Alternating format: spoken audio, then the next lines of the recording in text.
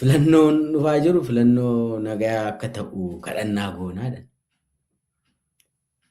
Sirni kuni garuma limaatiin jalqabame akka itti fufuu limaatii isaanii bilchiginnaachuu isaanii akka itti fufuu kadhannaa jedhan.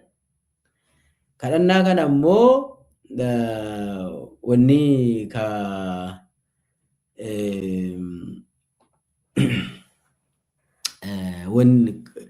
qaama maali mana amantaa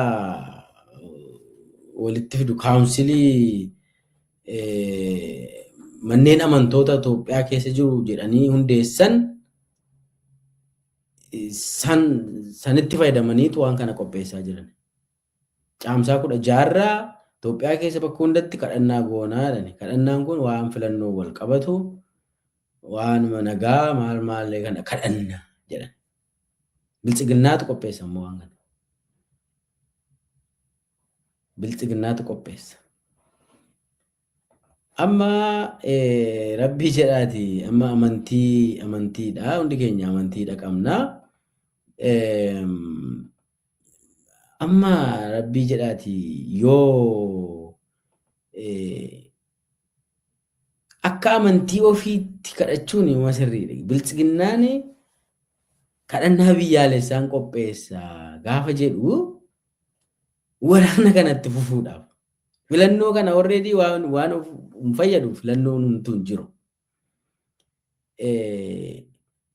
Maal jechuudha wanni kun sirriitti irraa ilaaluun barbaachisaadha. Paarkii amma Adaanech eebbistee Abiyyi eebbisan keessatti kadhannaa goonaadha. Nami waraanni haa dhaabbatu jedhee kadhannaan goone waraanni nurratti haafuuf godhee akkamitti kadhannaa godha. Amma jalqabarra gaafiin gaafachuu qabnu Abiyyi amantii hunda manipuleet godhee itti fayyadama. Amantii hunda jechuudha. Amma Ortodoksiitti Daani'el Kibratiin fayyadamee jira kan itti fayyadamu. Nama qabachi keessa. Nama isaa malu kaa'uudha jedhanii baay'ee dhiibbaa godhanii akka malee godhanii turanii amma Abune Maatiyaas didee jira. Abiyyiin didee jira. Waraannaa dhaabbatu jechaa jira Abune Maatiyaas. Paatriyaarkiin Ortodoksii jechuudha. Protestaantii gubbaa warra jiru hunda qabatee jira. Karaa Paaster Gammachiisfaa kanaan Mirat Fa'iin Alamaayyoo Katamaa Fa'ii kanaan paasteroota gubbaa jiran kana qabatee jira.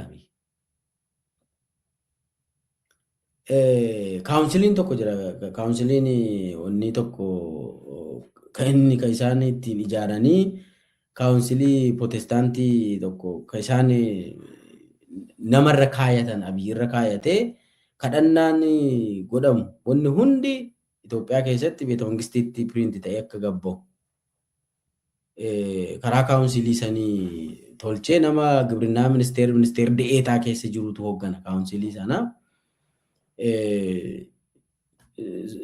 Protestaantis qabatee jira gubbaadha.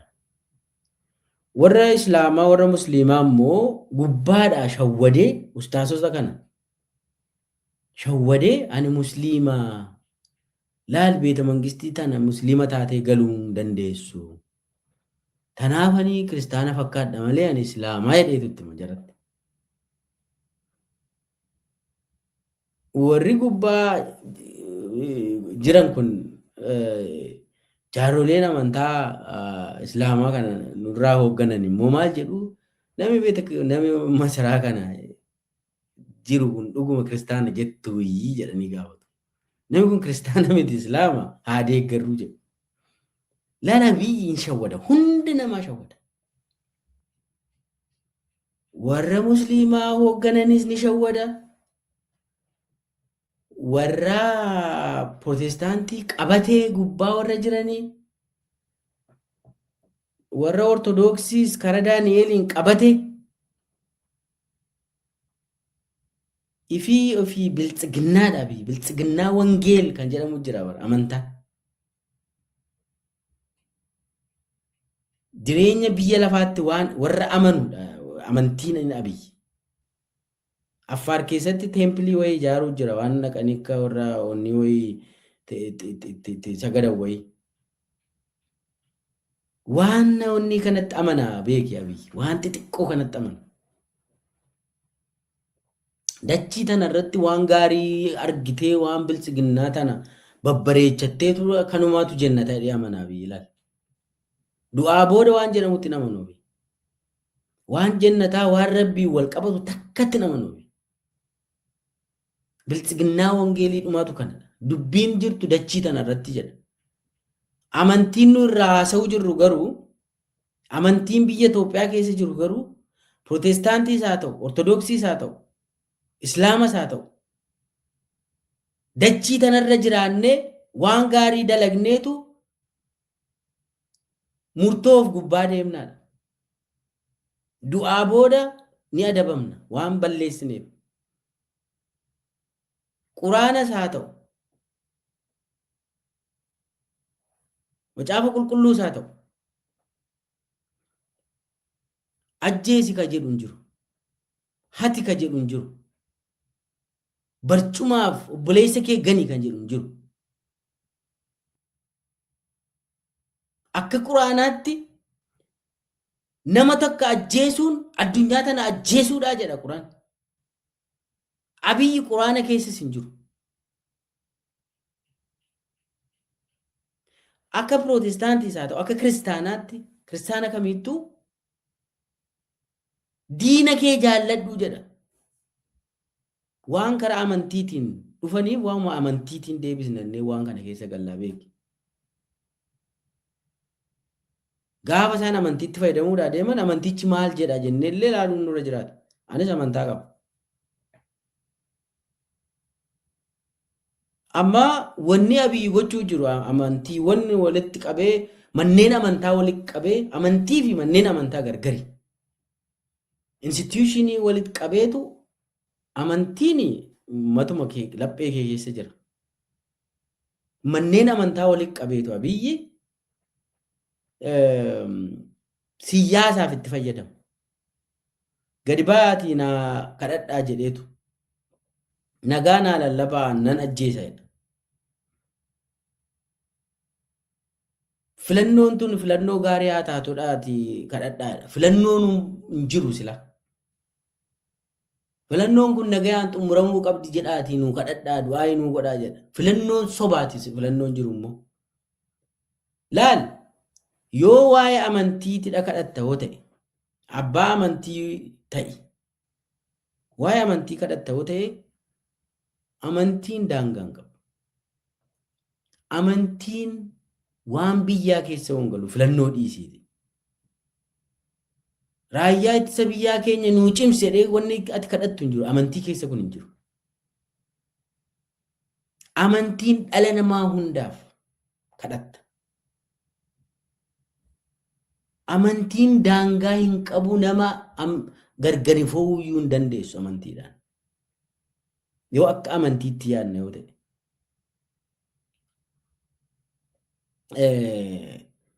Wanni amma ta'aa jiru waa'ee filannoo wanni amantiin keessa galu hin jiraatu.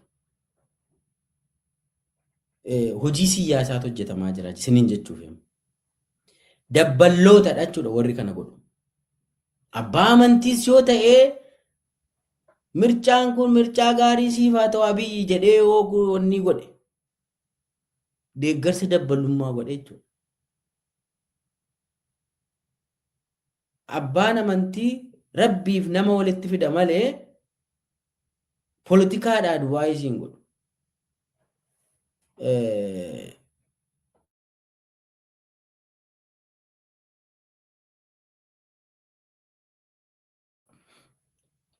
Abbaan amantii yakka hojjetu jedhee si du'aa isiin godhu.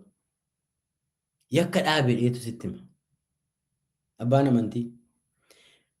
Beekumsa waaqaa jechuun abboommii waaqaa fudhatteetu namaa dhiifama gochaa nama ajjeestu. Amma biyyi guyyuun nama ajjeesa. Waraana labse biyya irratti. Nama beelessa. Nagaa nama dhugu. Addabaabayii irra rashanu barnama. Abbootii gadaatu rashanama. Abbootii amantaatu rashanama. Daa'imatu ajjeefama. Namatu hidhamee itti roorrifama. nama butaniiti ittiin taphatan. Viidiyoo isaa nu garsiisan. Tanadha itti fufii jettee du'aa gootaafi. Itti fufeettee tsalootii haa ta'u, kadhannaa haa ta'u maal gootaafi? Dabballeedha jechuudha yoo kana gooteeti. Biltsiginnaa abiyyi Protestaantis miti. Islaamas miti. Ortodoksiis miti abiyyi. Inni amantii mataa ofii qaba. Amantiinsaa immoo nama ajjeestus dhiistus nama akkasuma itti fufeeti aangoo keetiif jecha siin jedha. Biltsiginnaa wangeeliin akkasi.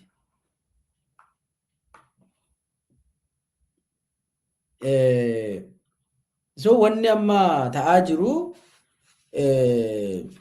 abbaan amantii yoo gabbayee abiyyi waliin dhaabbatee itti fufi waan ajjechaa kee yoo jedheen wannuma baayibilii keessaa kaasuu dandeenya waan wal fakkaatu. Seenaa lafaa biyya lafaa keessaas kaasuu dandeenya. Nama adabsiisa wanni kun. Waaqa birattis yeroo kee eeggatta malee judgment day inni jiraata. Guyyaatti adabamu jira. Lafarrattis immoo yakka itti hirmaatte waan ta'eef seeratti dhiyaatta. Kana lamaaniinuu itti gaafatamummaa numa jiraata. So wanni amma kadhannaa jedhanii biltsiginnaan walitti nama qabaa jiru kuni akka biyyaatti kadhannaa nu godhaa jedhanii ittiin deemaa jiran kuni hojii siyaasaati malee hojii waaqaa miti. Hojii waaqaa hanna balaaleffachuudha, ajjechaa balaaleffachuudha. Mee warrummaan amma nagaa warri biltsiginnaadhaaf filannoodhaaf du'aayii goonaa, filannoodhaaf tsalootii goonaa, beeraayii tsaloot kan jedhanii labsan kun gaafa reeffa harreetti abiyyi fe'ee Arsii keessa naanna'u eessa turan? Safuun nurraa cabe, seera rabbiin nurraa cabe jettanii dubbattanii? Dubbattanii gaafas hin dubbanne. Paasteroonnis haa ta'u qeesonni gaafa ilma qabanii abbaa fi haadha fuulduratti rashanan. Jara keenya kun hojii rabbiitiin waliin nu buusaa jira. Waan rabbi jaallatu miti dhaabaa jettanii du'aayii gootanii fi yookaan immoo abaartanii dhaabaa jettanii hin goone. Kanan jechaa jiru warra gubbaa kanaanan jechaa jira. Keessa harka gadiitti bataskaanota xixiqqaa fi mana amantaa Protestaantii xixiqqaa mandara keessatti uummanni kadhannaa godhuu jiru rabbi nurraa kaasu jara kanaa jechaa jira. Kadhannaa waaqa isaaniitti deebi'aa jira namni. Harka olii warra gurguddaadhaan dubbataa jira namni. Sodaannee kana gooneen jedhamu. Sodaanneetu kana finnee jechuun hin ulfaata. Maaliif jennaan dhugaa rabbiif jecha wannati sodaattu hin jiru yoo abbaa amantii taate.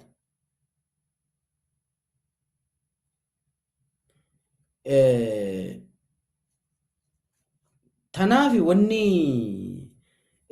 amma ajjechaan itti hafufuu filannoo sobaa kana haa mirkaneessinuu fi jedhamee amma jaarmiyaa siyaasaa abiyyi hoogganu immoo manneen amantaa Itoophiyaa kana walitti qabee namni isaan irra kaa'anis nama siyaasaati.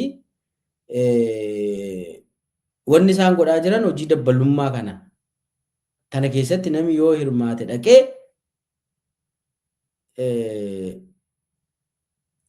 wanni yakka dhabu. Lafarrattis yakka, rabbi irrattis yakka. Mee haa laallu. Seenaadhuma biyya kanaa biyyuma Itoophiyaa keessatti warri dhugaaf jedhanii wareegaman abbootiin amantaallee ni jiru. Dhugaan hin dabdu, namni du'uu hin qabu. gabroomuu hin qabnu jedhee warri wareegame illee ni jira. Amma Abune Phexros Xaaliyaaniin gaafa weerartee qabattu Itoophiyaa qabdu hin bitamu jedhee didee wareegame.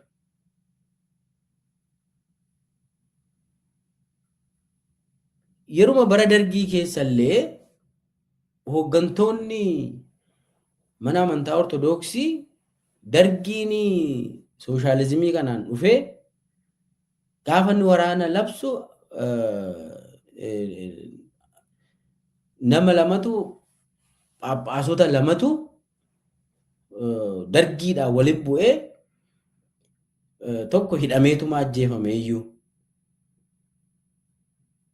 Dhumarras dargii kana abaaree gazzatee nami dhumuu jira jedhee kan moofuma onni jedhee achumaanis tsooma godhee midhaan lagatee baay'ee huqqatee dhumarra midhaan lagachuurraa kan ka'e kan wareegame ni jira Itoophiyaa keessa.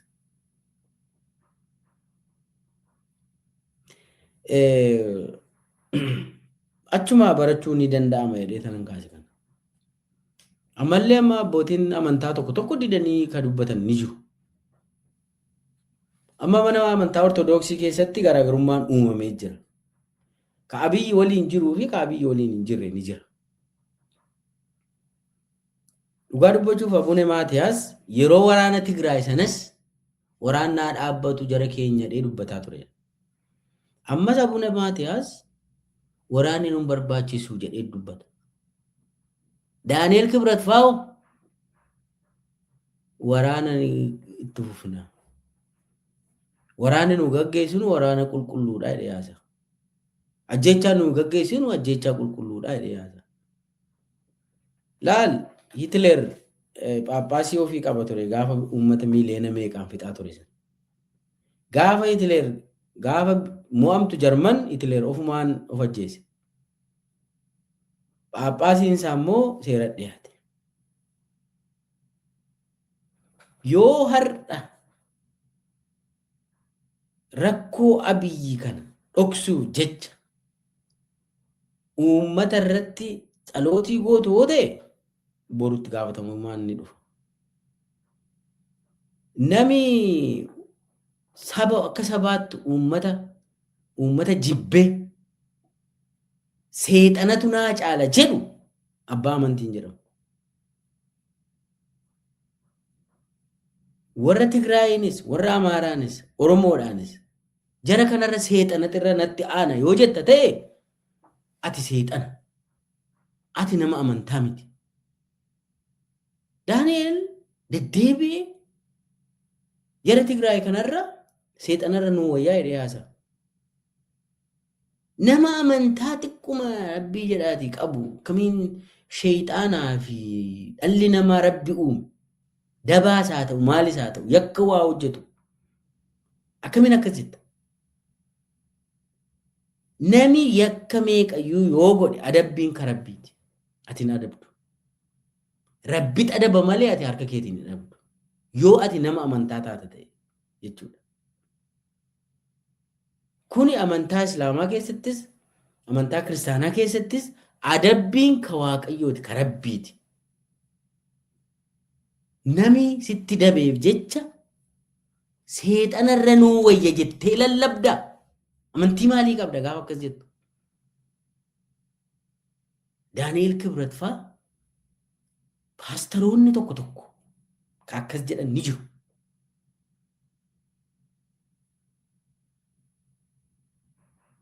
Akkasiin jibbinsa namni kamiyyuu taanaanii yoo rakkoo qabaate rabbiin itti kadhatta.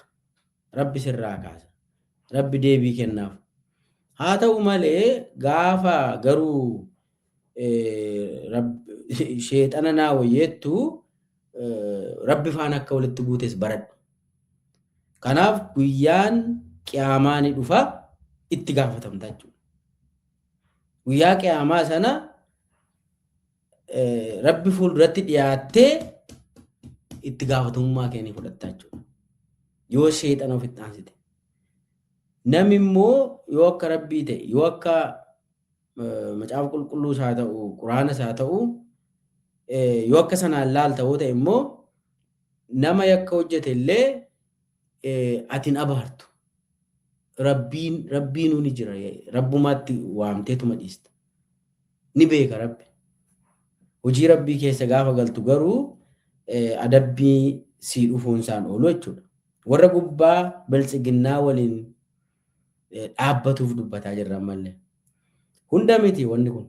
Jiru namoonni jijjiru darbanii ka tsalootii gochuu jiran, ka kadhannaa dhokatanii godhanni jiru, ka du'aayii godhanni jiru masgiidota xixiqqaa gabbu'aa godinaaf aanaarra laala halkanii guyyaa rabbiin ka du'aayii godhan yaa rabbi ifannu baasi yaa rabbi nu bilisoomsi jedhanii warri kadhatanii jiru.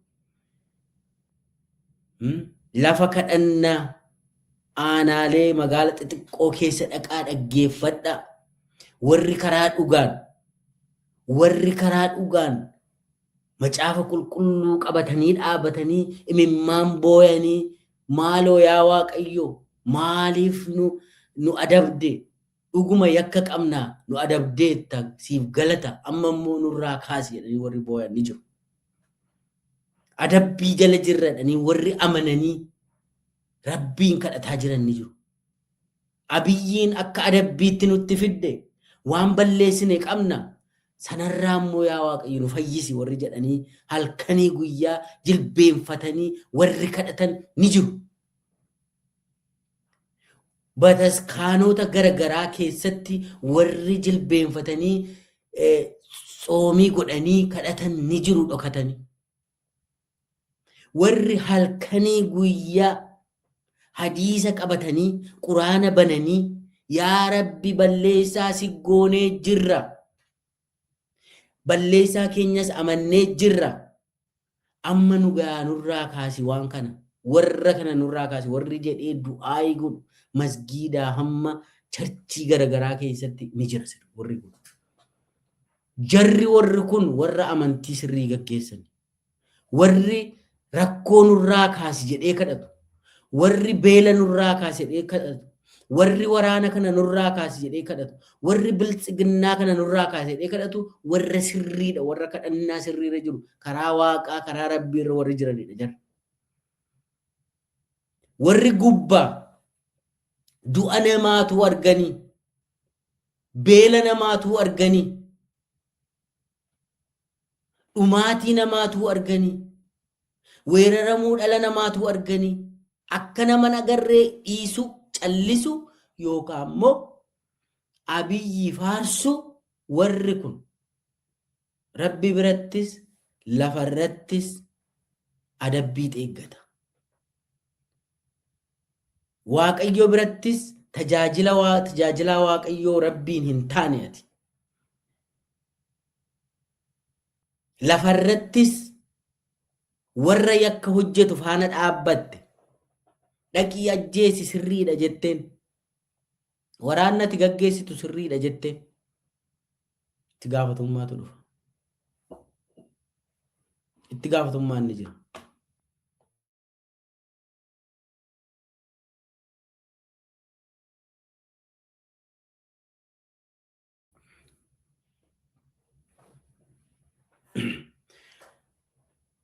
Kaayyoon mana amantaa sila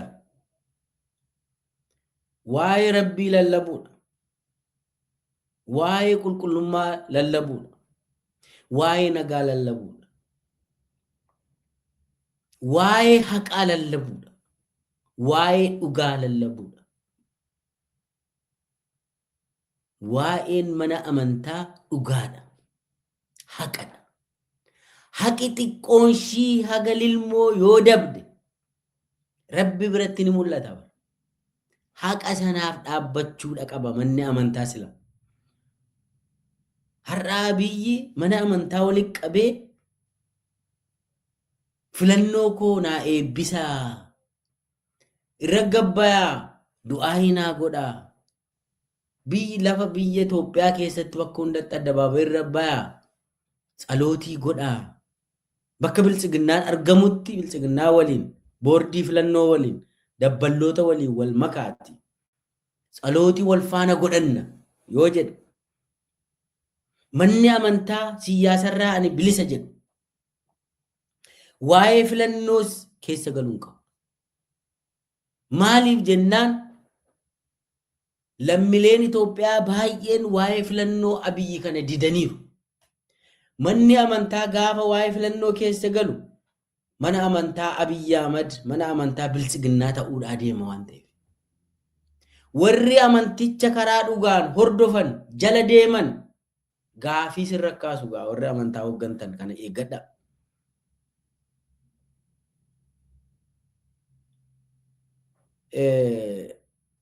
Rabbi biratti gaafiin nafunni. The day of judgment is coming. Guyyaan qiyaamaa dhiyaataa jirti. Gaafa sanatti dhiyaattan isin. Ka warra siyaasaallee dhiisaa kasaanii Rabbi birattis adabamu garuu waa'ee sanaan asirratti naasumu. Adabbiin kasaanii lafuma irratti ni salphatan. Hojiin Abiyyi nama wal nyaachisu amantii wal nyaachisu tokko irratti ijaaru kana hojiin Abiyyi.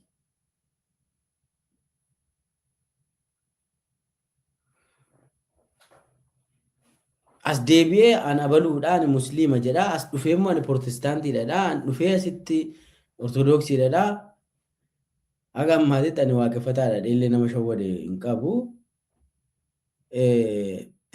Inni jedhanii nama waliin dha'uudhaaf jecha godha jechuudha waan kana hunda.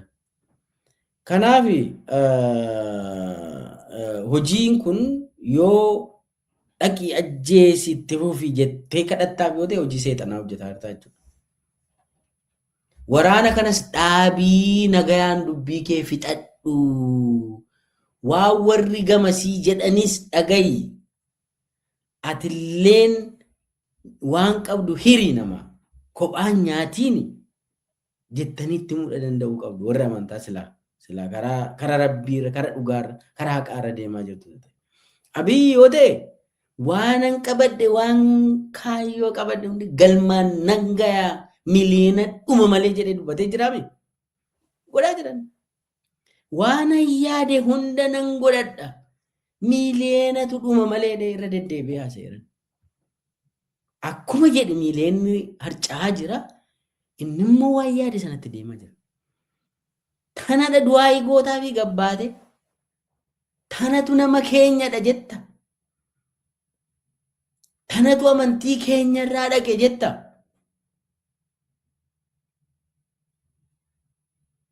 Yoo obboleessa kee ta'e iyyuu akkas jechuun qabdu.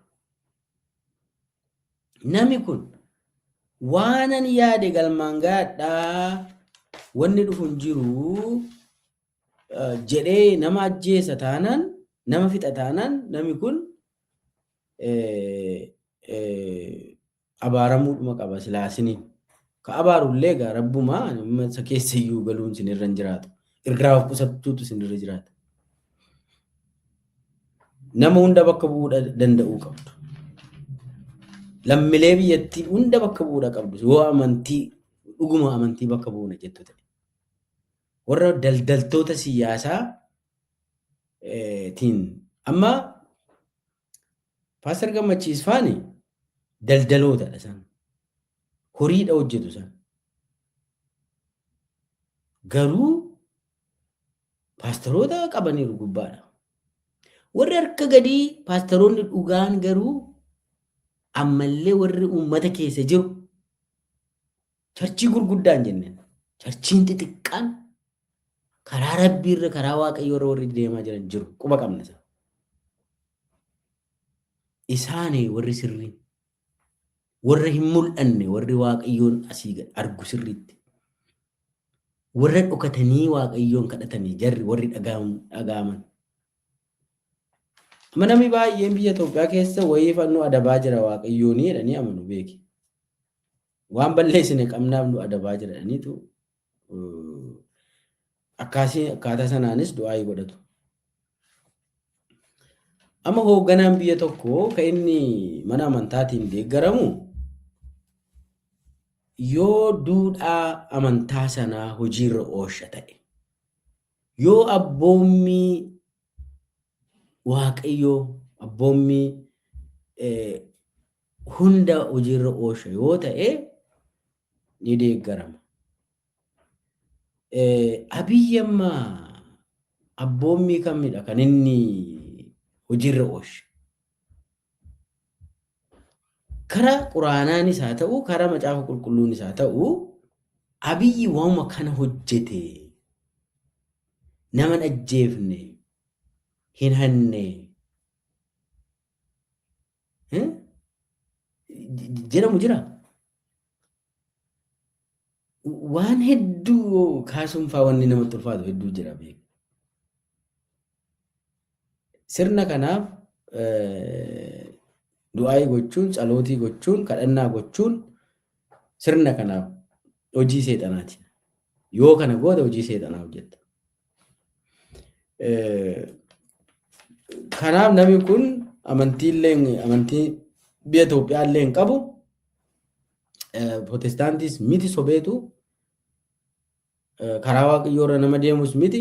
Ortodoksiis miti. Islaamas miti. Waaqeffataas miti. Eessayyuu miti namni kun bilchiginnaa wangeel waan jedhamu qabateetu jireenya biyya lafaa ofii gammadee jiraachuu san qofa laala malee nama biraallee gammachiisuu ka waaqayyo jaallatu sana keessa hin jiru.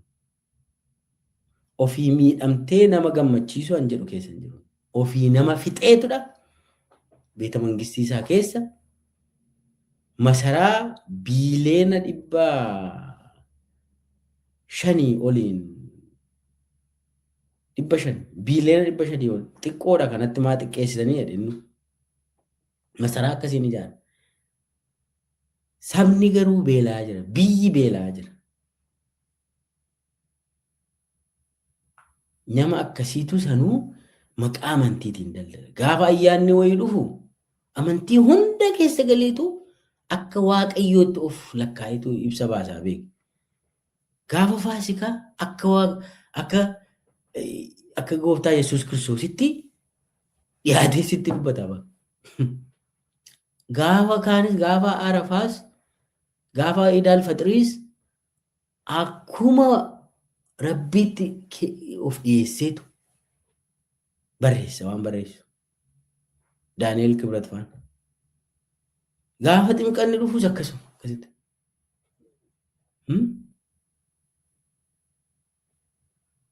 Akkasi keessa dhukatee akkasumatti sobee awwanaabbadee olii gadhaa'eetuma ittiin jiraata. Haa ta'uuti namni kun amantiinsaa kabiraa akka ta'e hubachuun barbaachisaadha. Namni bilchiginnaa taanaani Islaamummaas ni gadhiisa. Namni bilchiginnaa taanaani Kiristaanummaa Protestaantii isaas hin gadhiisa. Namni bilchiginnaa taanaani Ortodoksummaa illee ni gadhiisa. Namni bilchiginnaa taanaan waaqeffatummaa isaallee ni gadhiisa. Tana beekadhu. Maaliif jennaan wanti sobuu qabdu jira. Soba akka hojimaataatti fudhachuu qabda. Rabbi immoo hin sobiinaa jedha. Atwaash. Abiyyi immoo hundeen bulchiinsa Abiyyi Ahmad sobadha.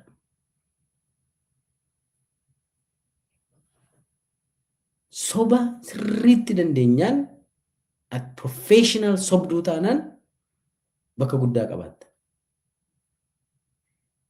Waldaatti sobaa jedhama. Maal akkamitti ta'a jara keenya kun? Bilchiginnaa taataa jechuudha. Sobuun amantiinii fi sobni walii faallaadha. Ajjeesuu mee Rabbii jedha haga erga Abiyyi aangoo qabate biyya Itoophiyaa keessatti ka Oromiyaa gabaasamuu iyyuu hin danda'u. Maaliif jennaan dukkana keessa jira Oromiyaan. Godinuma tokko qofa fudhaa ilaalaa Oromiyaa keessa. Wallagga afran laalaa. Shawaa arfan laalaa. arsii dhiyeenya kanaa kaasee arsiitti waan qiyaamaa gabbu ilaalame. Gujii balleessaniiru duruu. Tanaagaa hojii rabbii nami amantii qabadhamu. Biltsiginnaa ta'uun amantii si jijjiirsisaa nan siin jedhuuf kana. Nami biltsiginnaa taanaan amantii isa qabu sanallee irraa bahee jira. Safuullee cabsee jira. Aadaallee cabsee jira. Amantii ofiillee ganee jira. Inni biltsiginnaadha jechuudha. Atii fi biltsiginnaan haraamuu walii taatanii jechuudha. Nami amantii qabu, nami karaa sirriirra deemu, nami dhugaa qabatee deemu, nami duutii haa dhaabbatu jedhu nama rabbiiti. Nami immoo duutiin dhaabbatiin jedhee ajjeesaa oolu, ka ajjeesu san immoo ka eebbisu, itti fufii ajjeesi ka jedhu immoo inni cubbamaadha. Gargari jechuudha. Kanaaf amma kadhannaa isaanii mijeessaa jiran kun boykot ta'uu qaba. Nami kadhannaa isaa sirrii godhuudha qaba. Seexanaaf kadhachuutu hin taane seexana kana nurraa kaasedhee kadhachuudha qaba. Du'aa hin godhamus rabbi nurraa kaasu namicha kana. Biyya keenya gara tasgabbiitti akka deebisuu fi jedhanii nami kadhachuu qaba. Waraanni waggaa 7 nurraa ture nurraa haa ka'u jedhanii irratti kadhachuun barbaachisaadha. Tanarrattidha uummanni keenya amantiidhaan utuu gargari waliin qoodiin, gandaan utuu gargari waliin qoodiin, sabaan illee utuu gargari hin qoodiin hojii seexanaa kana akka dhaabbatuuf waliinis kadhachuun barbaachisaadha.